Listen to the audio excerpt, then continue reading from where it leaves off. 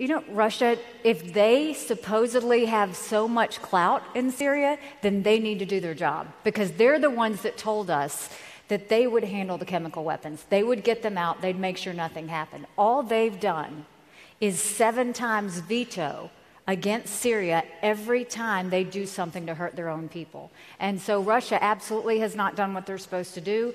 The chemical weapons attacks are not stopping, and it's brutal to see what they're doing to their own people. President Trump has been critical, of course, of what's going on in Syria, of Assad, and he has been critical of President Obama, saying that he didn't act enough. I'm paraphrasing him, back in 2012 and 2013. But we have not heard much from him about Russia.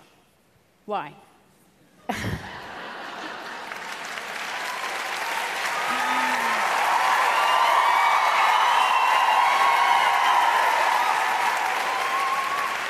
Or maybe I should say, let me put it this way. What do you think we should do about Russia? And in your last response, you put the target on Russia. What should we do about them? Well, I think, first of all, keep in mind that I work for the Trump administration.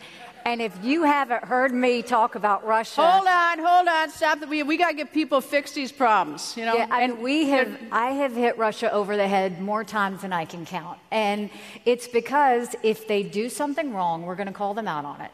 And if they want to help us defeat terrorism, fine. But the things they've done with Crimea and Ukraine, the things they've done in how they've covered up for Assad, those types of things, we're not going to give them a pass on. And so I have had conversations with the president where he very much sees Russia as a problem.